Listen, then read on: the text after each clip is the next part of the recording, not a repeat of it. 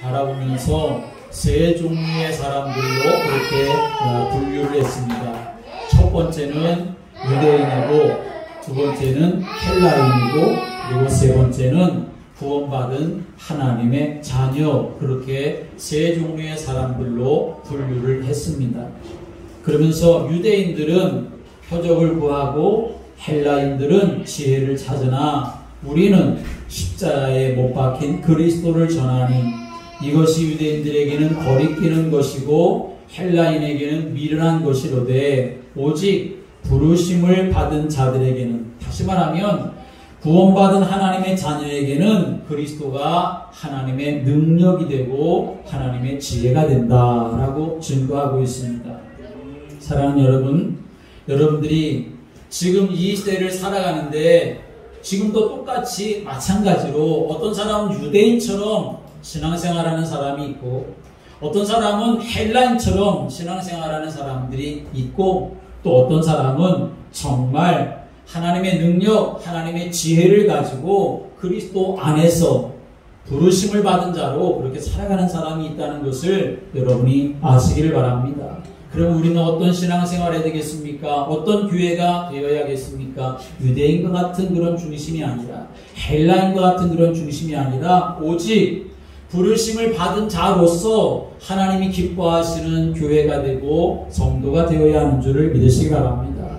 유대인들은 어떤 사람들이었느냐? 유대인들은 하나님으로부터 언약을 받은 백성들입니다. 하나님으로부터 말씀을 받은 사람들입니다. 그런데 하나님 주신 언약보다 늘 이 사람들은, 유대인들은 표적을 구하고 라고 이렇게 말씀하고 있던 것처럼 눈에 보이는 축복, 표적 이런 것만 찾았던 사람들이 유대인들이었습니다. 우리가 하나님의 백성이니까 하나님이 우리를 택하셨으니까 하나님이 우리에게 이런 표적을 주시기를 그들은 항상 원했던 것이요. 그러니까 거의 항상 육신적인 삶을 살았던 사람들이 바로 유대인들이었습니다.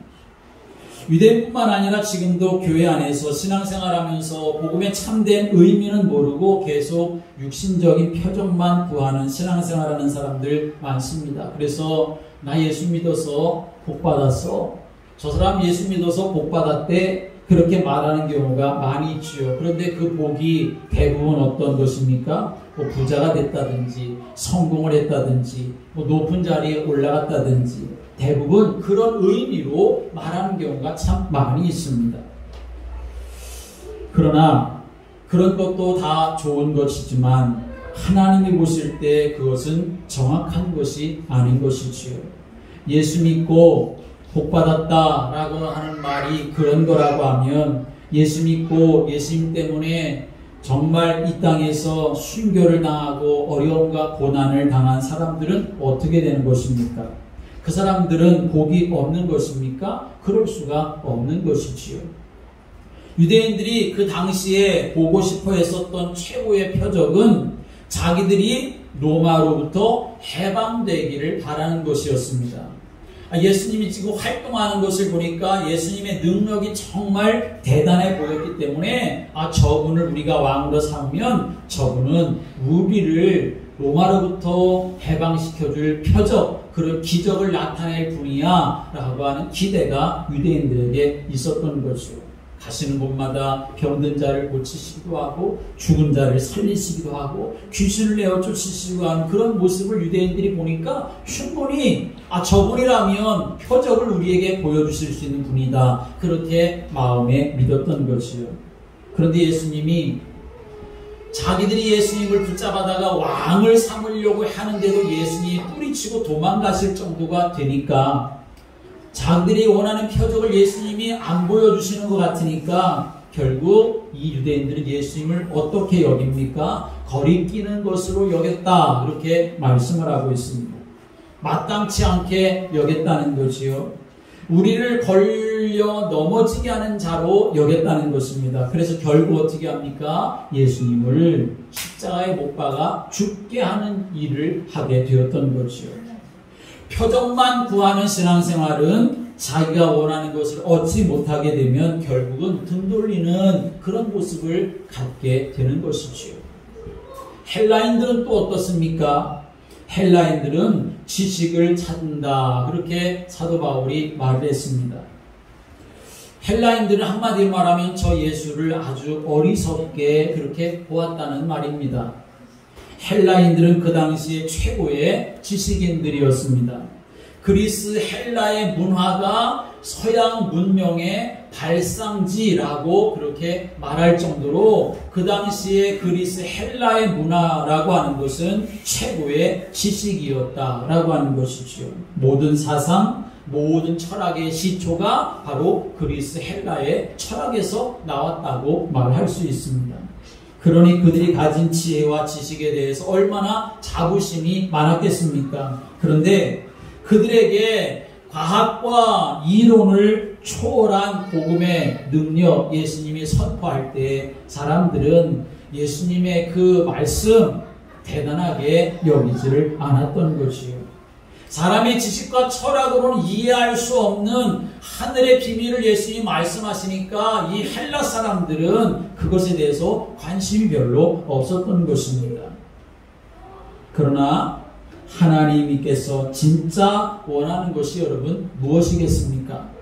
표적을 구하는 것도 아니고 지혜를 찾는 것도 아니고 우리에게 복음을 주셔서 복음 안에 모든 것을 다 담아 놓으셨는데 그것을 찾아 발견하고 누리며 살아가기를 원하는 것, 그것이 하나님이 가장 원하시는 일이 되는 줄을 믿으시길 바랍니다. 그런 사람이 누구냐? 그 사람이 바로 사도 바울이라고 할 수 있습니다. 또 사도 바울만 그래야 되느냐? 결코 아닙니다. 우리 자신도 바로 복음 안에 하나님이 담아 놓으신 그 모든 비밀, 그 축복을 누려서 우리도 하나님이 기뻐하시는 사람으로 세워져야 되는 그런 소원이 여러분의 마음에 품어지시게 되기를 주님의 이름으로 축원합니다. 사도 바울은 우리가 아는 것처럼 유대인이었습니다. 그 당시에 최고의 신분을 가진 로마의 시민권 가진 사람이었습니다. 최고의 지혜와 지식을 공부했었던 가말리아 문화생이었습니다. 시브리인 중에 시브리인이었고 베냐민 지파 사람이었고 율법으로는 바리새파 사람이었고 율법의 의로는 흠이 없다라고 말할 정도의 사람이었습니다. 그런데 사도 바울이 정말 예수님을 만나고 나서 복음을 알고 나니까 다른 모든 것 다 이제는 나에게 배설물과 같다라고 이렇게 말을 합니다. 유익이 되는 것이 아니라 해가 되고 세상 지식은 모두 다 초등학문이 될 뿐이다. 오직 하나님 만나게 하고 영적 문제 해결받고 사단과 세상을 넉넉히 이길 수 있는 하나님의 힘과 하나님의 지혜와 하나님의 능력은 오직 예수 그리스도밖에 없다라고 고백을 하며 그 축복과 은혜를 누리고 그 사실을 증거했던 가장 복 있는 인생, 전도자의 인생 살아간 사람이 바로 사도 바울인 줄을 믿으시기 바랍니다. 그래서 그는 고백하기를 내가 예수 그리스도와 그의 십자가에 못 박히신 것 외에는 아무것도 알지 아니하기로 작정했다라고 이렇게 고백을 합니다. 그리스도 예수 안에 모든 것이 다 있었음을 알았기 때문에 지혜도 있고 지식도 있고 능력도 있는 것을 사도 바울이 알았기 때문에 세상을 이길 수 있는 힘도 그리스도 복음 안에 있는 것을 알았기 때문에 나는 예수와 십자가 외에 알지 아니하기로 작정한다 라고 고백을 했던 것이죠. 사랑하는 여러분, 우리가 살아가면서 우리 눈에 보여지는 것도 많고 우리 마음에 들어오는 생각도 많겠지만 그러나 여러분들이 정말 여러분의 중심 속에 난 오직 예수뿐이야 라고 하는 이 믿음이 여러분의 마음에 담아지게 되기를 주님의 이름으로 축복합니다. 그런 사람을 하나님이 기뻐하시고 하나님이 사용하시는 것이요. 우리가 읽은 오늘 본문 마태복음 16장의 말씀은 예수님이 빌립보 가이사랴 지방에 가셨을 때 제자들에게 하셨던 질문입니다. 사람들이 나를 누구라 하느냐 물으시고 그 다음에 제자들에게 너희는 나를 누구라 하느냐 예수님이 물으셨지요. 세상은 나를 어떻게 보느냐 사람들이 이렇게 저렇게 다 말할 수 있지만 그러나 정말 그보다 더 중요한 것은 그러면 너희들은 나를 누구라고 하느냐.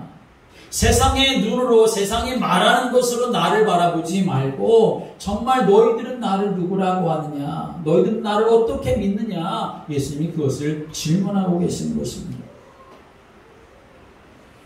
여기에 대한 답을 가지고 있는 사람이 바로 구원받은 사람이고, 여기에 대한 바른 답을 가지고 있는 사람이 하나님과 함께하는 사람이고, 여기에 대한 답을 굳건하게 붙잡고 삶을 살아가는 사람이 하나님 주신 은혜와 능력으로 살아가게 되는 사람인 줄을 믿으시기 바랍니다.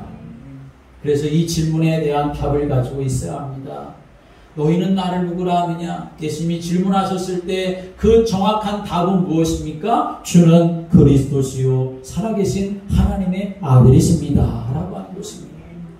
다 같이 함께 하겠습니다. 주는 그리스도시요 살아계신 하나님의 아들이십니다. 아멘. 그런데 세상 사람들은 하나님 보실 때 불필요한 것들을 다 붙잡고 있습니다. 심지어는 교회 안에 들어와 있는 사람들도 예수를 생각할 때에 잘못 생각하고 있습니다. 그래서 사람들이 이렇게 말합니다. 어떤 사람은 예수님을 세례 요한이라고 하기도 하고, 어떤 사람은 엘리야라고 하기도 하고, 어떤 사람은 예레미야라고 하기도 하고, 어떤 사람은 선지자 중에 한 명이라고 합니다. 백인 백색이라고 100사람이 다 각기 다른 생각을 가지고 예수님을 바라보고 있다는 것입니다. 마치 제 입맛대로 그렇게 예수님을 바라보며 살고 있다는 거죠. 그러나 하나님 보실 때는 그런 것이 결코 바른 답이 아니었습니다. 하나님이 주신 예수님이 어떤 분이시냐라고 하는 정확한 답은 그리스도가 되는 줄을 믿으시기 바랍니다. 하나님 자신이 되는 줄을 믿으시길 바랍니다. 예수님은 사람들이 그렇게 바르게 예수님을 알지 못하고 틀린 것에 마음과 생각이 빼앗기고 믿음이 빼앗기고 있기 때문에 그렇게 하지 않기 위해서 제자들에게 다시 한번 물으시면서 그 정확한 답을 알게 하셨지요. 그러면 너희들은 나를 누구라 하느냐? 예수님의 그 질문에 베드로가 사람들이 예수님을 이렇게 말하고 있습니다 라고 이렇게 대답을 하는데, 예수님에 대해서 어떤 사람은 예레미야라고 그렇게 말합니다 라고 말을 합니다. 예레미야는 우리가 잘 아는 것처럼 눈물의 선지자라고 말하는 것처럼 사랑이 많았던 사람, 박의 사상을 의미하는 것입니다. 아름답고 정말 좋은 것이지요. 그런 것이 없으면 세상이 얼마나 삭막하겠습니까? 그러나 그것이 예수님의 전부가 아니라는 것입니다. 이것은 하나님이 보내신 그리스도가 아니고 얼마든지 세상도 나름대로의 사랑을 가지고 삶을 윤택하고 풍성하게 살아가게 할 수 있습니다. 예레미야와 같은 그런 사랑, 박애, 그게 예수님의 전부가 결코 아니라는 것이죠. 또 어떤 사람은 세례 요한이라고 합니다. 이렇게 대답을 하는데, 세례 요한이라는 말은 정의를 말하는 것입니다. 공의를 말하는 것입니다. 마땅한 거죠. 하나님은 공의의 하나님이시지 않습니까? 그런데 정의, 공의만 외치면 거기에 남는 건 율법밖에 남지를 않습니다. 결국은 정죄하고 죽이는 일밖에는 일어나지가 않겠지요. 정의와 공의도 있어야 하지만 거기에 무엇이 있어야 되냐? 복음이 있어야만 그 인생을 살릴 수 있고 현장을 살릴 수가 있게 되는 것이죠. 어떤 사람은 또 엘리야라고 예수님에 대해서 평가를 합니다. 엘리야는 신비주의를 말하는 거지요. 기도해서 하늘에서 불을 내리고 3년 6개월 동안 가물었는데 기도할 때 비가 오게 하고, 그런데 복음 없이, 하나님의 말씀 없이, 복음 없이 능력을 체험하면 틀림없이 하나님과 멀어지게 되어집니다. 나중에 누가 하나님이 되느냐? 정말 하나님이 하나님 되는 게 아니라 자기가 하나님 노릇하는 일들이 많이 일어나게 되어지는 거죠. 어떤 사람들은 또 예수님에 대해서 말하기를 선지자라고 합니다. 그렇게 대답을 하지요. 선지자는 앞으로 되어질 일을 미리 말해주는 자라고 할 수 있습니다. 시대마다 앞으로 될 일을 말하는 사람들이 얼마나 많습니까? 그런 대표적인 그 일들 가운데 종말론을 우리는 생각해 볼 수 있습니다. 그런데 그 종말론으로 사람들에게 공포감을 조성하는 일들도 많고, 오히려 그 종말론을 가지고 사람을 집단적으로 죽게 하는 그런 일들도 많이 일어나게 되었음을 우리가 알 수 있습니다. 종말 사상을 가지고 아멘 주 예수여 어서 오십시오 라고 하는 그런 믿음을 가지고 그 나라를 바라보며 주님의 재림을 바라보며 믿음의 삶을 살아가고 우리 자신을 날마다 그리스도 앞에 세우는 것은 너무나 좋은 일이고 당연한 일이지만 경각심을 가지고 신앙생활을 해야지만 그러나 불안과 공포를 조장하는 그러한 모습을 가지고 살아가서는 안 되는 것이요. 그런데 지금 사람들이 예수님에 대해서 생각하는 것이 그렇게 생각하는 것처럼 신앙생활도 그렇게 하고 있다라고 하는 것입니다. 이런 식으로 예수님을 알고 예수님을 믿고 있는 것입니다. 이런 모습으로 신앙생활하는 것이요. 사실은 그런 신앙생활은 사실은 하나님 보실 때에 올바른 것이 아닌 것이지요. 틀린 것이고 잘못된 것입니다. 지금 세상은 여러분 뭐라고 말하는지 아십니까? 지금 세상은 이제는 하나님이 필요 없는 세상이다 라고 말합니다.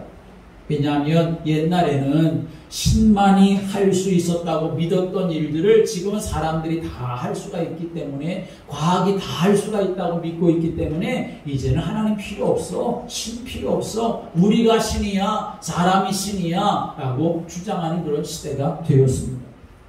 옛날에는 병원이 없고 세균이나 바이러스 같은 것 때문에 병이 생긴 것을 모르니까 전부 다 사람들이 어디를 찾아갑니까? 무당을 찾아가고 또 구술하고 그래서 종교의 힘으로 그것을 해결하려고 그래서 어떤 신이 우리를 도와줘야만 우리가 살 수 있다. 그렇게 우상 숭배하는 사람들이 너무나 많이 있었지요. 그런데 과학이 발달해서 그 원인이 무엇인지를 알게 되고 약이 발명이 되고 의학이 발달하게 되어지니까 또 심리적으로도 다 상담할 수 있는 그러한 일들이 많이 있으니까 사람들이 지금은 신이 없다, 신이 필요 없다 라고 말하는 그런 시대가 됐다는 것입니다. 지금 세상도 그렇게 말하는데 교회 안에서도 예수를 믿는 사람들이 복음을, 예수님을 세례 요한이나 엘리야나 에레미야나 선지자처럼 그렇게 생각을 하고 있다는 것입니다. 그런 일은 얼마든지 사람도 할 수 있고 단체도 할 수가 있는 것이요. 하나님 보실 때 그러니까 사실은 그것은 필요 없는 일이 되어지고 마는 것입니다. 만약에 예수님이 여러분 박애운동, 사회운동, 정의운동, 신비운동, 종말운동 하려고 하셨다고 하면 예수님이 구태여 십자가에 죽으신 이유가 없었을 겁니다. 하나님이 예수님을 이 세상에 보내신 것은 세상이 다 할 수 있는 걸 하라고 하나님 보내신 건 아닙니다. 세상이 다 할 수 있는 거 그거 하라고 예수님이 십자가에 죽게 하신 것 결코 아닌 것이지요. 하나님이 진짜로 필요로 하시는 것은 따로 있다는 것입니다. 하나님은 꼭 해야 할 것을 하는 신앙, 꼭 해야 할 것을 하는 교회, 꼭 해야 할 것을 하는 성도, 그 사람들 하나님 붙잡아 하나님은 사용하시고 기뻐하시는 줄을 믿으시기 바랍니다. 그래서 예수님은 그러한 것에 마음과 생각, 믿음 빼앗기지 않도록 하기 위해서 예수님이 질문하신 겁니다. 사람들은 그렇게 생각하고 있지만 그러나 그게 올바른 게 아니야. 그래서 예수님이 그러면 너희들은 나를 누구라 하느냐? 예수님이 이렇게 물으셨던 것입니다. 3년 동안 예수님을 따라다니면서 예수님의 말씀을 듣고 그 예수 그리스도의 이름으로 일어난 그런 증거들을 제자들이 보았는데 너희들은 나를 누구라고 하느냐? 그때 하나님 아버지께서 깨닫게 하시고 알게 하시려고 베드로의 입을 열어서 하나님 아버지께서 말씀하신 겁니다. 알게 해주신 겁니다. 베드로가 고백을 했지만 그러나 하나님이 그 베드로의 입을 통해서 알게 하신 것이지요. 그래서 주님이 말씀하시지 않습니까? 대답을 드리시고선 이것을 네게 알게 한 이는 혈육이 아니라 하늘에 계신 네 아버지신지라 그렇게 말씀하시지요. 아버지 하나님께서 베드로의 입을 통하여 정말 예수님이 어떤 분이신지를 사람들에게 알게 하시고 가르쳐 주신 것입니다. 진정한 답이 무엇이냐라고 하는 것을 말씀하는 거지요. 그것이 무엇입니까? 주는 그리스도시요 살아계신 하나님의 아들이십니다. 살아계신 하나님의 아들이라고 말씀하는 겁니다. 여기서 아버지와 아들은 본질을 말하는 것입니다. 아버지와 아들의 본질은 같다라고 하는 것을 말하는 것이요. 그러니까 하나님의 아들이라고 말할 때 예수님과 그 하나님과의 관계는 아버지와 아들의 그런 관계가 아니라 예수님 자신이 하나님과 본질이 같으신 하나님이시다라고 하는 것을 말씀하는 것입니다. 여러분, 예수님은 하나님이 되시는 줄을 믿으시기 바랍니다. 그래서 요한복음 1장 1절에 요한복음 1장에서는 처음부터 예수님이 바로 하나님과 같은 분이시다, 함께 하시는 분이시다 라고 하는 것을 말씀하고 계시는 것이지요. 보이지 않는 분 하나님이 보이게 나타나신 그 분이 바로 예수님이시라는 거지요.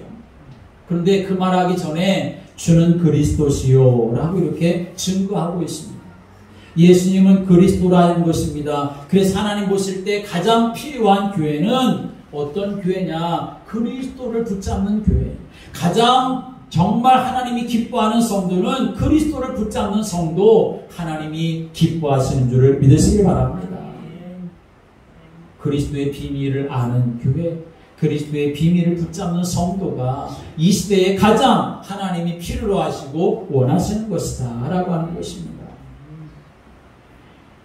저와 여러분들이 믿음의 삶을 살아갈 때 정말 하나님이 기뻐하시고 하나님이 원하시는 그러한 삶이 되어지기 위해서는 오직 그리스도가 되는 그런 믿음을 갖고 살아갈 수 있게 되기를 주님의 이름으로 축원합니다.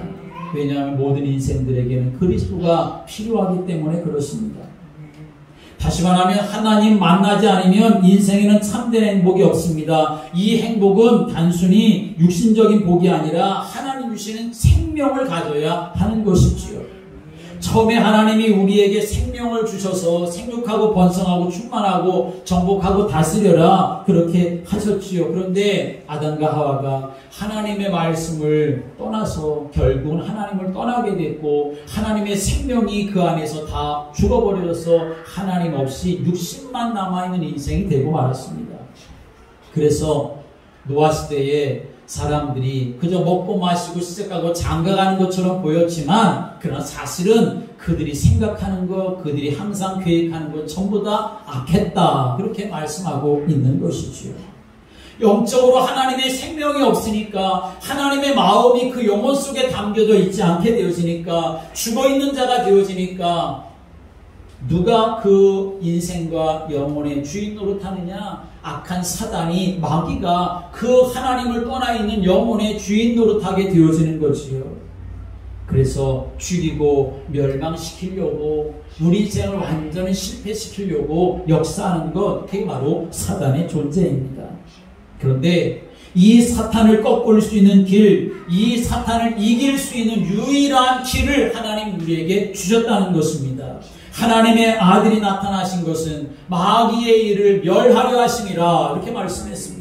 하나님의 아들 예수님을 그리스도로 이 땅에 보내주셔서 예수님이 십자가에 달려 죽으심으로 우리의 모든 죄악물을 대속하시고 죽으셨지만 사망의 권세, 어둠의 권세를 다 이기시고 부활하셔서 성령으로 지금 함께 하시며 하나님의 자녀들에게 승리할 수 있도록 역사하는 줄을 믿으시기 바랍니다.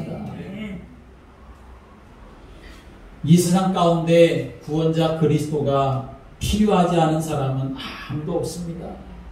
아담 이후로 모든 인생들은 다 죄 가운데 빠져있기 때문에 그런 것입니다. 그런데 사람들이 자기 영혼이 그런 상태에 있는 것을 알지를 못하는 겁니다. 나에게는 누가 지금 영적으로 주인인지 사람들이 알지를 못합니다. 그런 걸 생각조차 하지 않으며 살아갑니다. 그저 먹고 마시며 삶을 살아가는 것이 전부인 것처럼 살아가지요. 혹이라도 그런 영적인 사실에 대해서 조금 알고 있는 사람들은 전부 다 마귀한테 붙잡혀서 우상 숭배하고 점치며 굿하며 삶을 살아가는 것입니다. 그런데 하나님은 이런 인생들을 살리시기 위해서 예수님을 그리스도로 보내주신 줄을 믿으시기 바랍니다.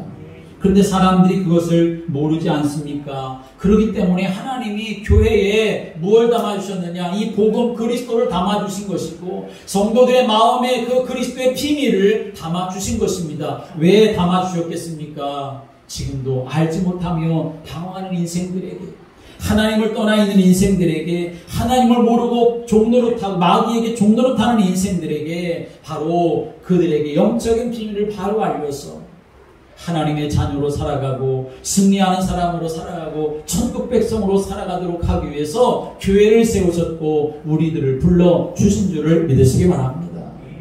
그래서 교회의 참된 사명, 정말 하나님이 원하시고 필요로 하시는 교회와 성도는 무엇이냐? 바로 그 안에 중심 속에 그리스도가 담겨져 있어야 하는 것이고 그 그리스도의 언약 붙잡고 이 땅의 삶을 살아갈 이유와 사명이 하나님 나라를 확장해 나가고 영원 살리는 것이다. 그 마음을 가지고 삶을 살아가는 인생을 하나님 가장 기뻐하시고 필요로 하는 줄을 믿으시기 바랍니다. 우리 교회가 그런 교회가 되어야 하는 것입니다. 예수님이 그래서 그 축복을 누리기 위해서 그 사명을 누리기 위해서 어떻게 말씀하셨느냐? 주는 그리스도시요 살아계신 하나님의 아들이십니다. 그렇게 고백했을 때에 예수님께서 하시는 말씀이 가요나 시몬아 네가 복이 있도다. 이 반석 위에 내 교회를 세우겠다. 예수님이 이렇게 말씀하셨습니다. 여러분, 이 믿음의 고백이 있어야만 참된 교회로 세워지게 되는 줄을 믿으시기 바랍니다. 사람이 많다고 참된 교회로 세워지는 게 아닙니다. 건물이 좋다고 참된 교회로 세워지는 게 아닙니다. 목사의 실력이 대단하다고 해서 참된 교회로 세워지는 것이 아닙니다. 누구든지 간에 어린아이라 할지라도 노인이라 할지라도 그 마음의 중심 속에 오직 예수밖에 없고 예수님이 나의 주가 되시고 그리스도가 되신다고 하는 이 믿음이 견고하게 되어져야만 그 사람을 통하여 하나님이 기뻐하시는 시대적인 교회를 하나님은 세워가는 줄을 믿으시기 바랍니다. 이 반석 위에 내 교회를 세우겠다 그렇게 말씀하셨는데 이 반석이라고 하는 것은 학자들은 베드로를 말하기도 합니다. 그런데 베드로가 대단해서 베드로 위에다가 교회를 세우겠다는 그런 말씀은 아닙니다. 베드로의 신앙 고백, 주는 그리스도시라고 하는 이 고백 위에다가 교회를 세우겠다라고 말씀하고 계시는 것입니다. 사랑하는 여러분, 내가 일평생 동안 신앙생활하면서 교회와 연관되어 관계되어 믿음의 삶을 살아가는데 여러분이 고린도전서 3장에 말씀하고 있는 것처럼 하나님이 거하시는 하나님의 영이 거하시는 성전으로 여러분이 축복을 누리며 살아가고 여러분이 믿음의 삶을 살아가는 교회가 든든하게 세워지는 교회가 되어지려고 하면 여러분 자신도 교회도 바로 이 고백이 날마다 있어야 하는 줄을 믿으시기 바랍니다. 교회의 반석은 예수 그리스도십니다. 여러분의 인생의 모든 이유와 사명도 예수 그리스도인 것을 믿으시길 바랍니다. 그래야만 하나님이 기뻐하는 삶을 살아갈 수가 있는 것입니다. 사실은 우리들 주위에 교회가 얼마나 많습니까? 교회가 아주 많기 때문에 교회를 귀한 줄로 여기지 못합니다. 세상의 사람들도 그렇고 신앙생활하는 사람들도 그렇습니다. 세상이 다 교회를 조롱하고 때로는 우습게 여기기 때문에 사람들은 교회를 그렇게 생각합니다. 그런데 교회는 하나님의 눈으로 보면 하나님이 당신의 아들 예수님을 십자가에 못 박아 죽게 하시고 그 피로 모든 죄를 다 소멸하시고 그 사실을 믿는 자들을 통해서 하나님이 교회를 세우신 것입니다. 그렇기 때문에 교회에는 뭐가 있느냐? 바로 하나님의 생명, 예수님의 생명이 있는 줄을 믿으시기 바랍니다. 교회에는 하나님의 은혜가 있는 곳입니다. 그래서 하나님이 교회를 떠나시지 않습니다. 그래서 여러분이 정말 내가 교회가 안에 있고 교회가 내 안에 있는 그런 믿음의 삶을 살아갈 때 하나님은 그 인생을 기이 여기시고 축복하시는 줄을 믿으시기 바랍니다. 단순히 주일에 한번 왔다 가는 교회가 아니라 일주일 동안 여러분의 마음에 교회가 담아지고 교회를 위해 기도하고 내가 교회의 축복을 누리는 사람이 되어지도록 하나님의 은혜를 구하는 성도가 되시기를 주님의 이름으로 축원합니다. 또 예수님께서 이 베드로의 고백을 들으시면서 하시는 말씀이 교회의 축복을 정말 누리게 되면 흑암의 권세를 이길 수가 있다고 예수님께서 증거해 주셨습니다. 여러분 분명히 믿으시길 바랍니다. 우리를 그리스도 예수 안에 있는 하나님의 사랑에서 끊어놓을 것이 아무것도 없는 줄을 믿으시기 바랍니다. 로마서 8장에 말씀 보면 누가 우리를 그리스도의 사랑에서 끊으리요? 환난이나 곤고나 기근이나 핍박이나 위험이나 칼이랴 라고 이렇게 말하고 있습니다. 다른 어떤 피조물이라도 우리를 우리 주 그리스도 예수 안에 있는 하나님의 사랑에서 끊어놓을 수가 없다. 왜? 하나님이 예수 그리스도로 말미암아 그 피를 값주고 사셨기 때문에 그런 것입니다. 사랑하는 여러분, 여러분은 하나님의 자녀가 되었습니다. 여러분은 예수님을 영접함으로 하나님의 자녀가 됐지만 그러나 그렇게 하시기 위해서 하나님은 예수를 십자가에 못 박아 죽게 하시는 그런 희생을 치르셨습니다. 그렇기 때문에 하나님은 하나님의 자녀를 어떤 곳에도 내어주고 싶지 않으시고 빼앗기실 수가 없으실 것입니다. 왜? 당신의 아들 예수님을 죽게 하시고 대신 사셨기 때문에 그런 것이죠. 우리가 믿음의 삶을 살아가는데 여러분 안에 이 믿음의 확신이 있게 되기를 주님의 이름으로 축원합니다. 나는 하나님이 예수 그리스도의 피로 값을 주고 사신 존재야.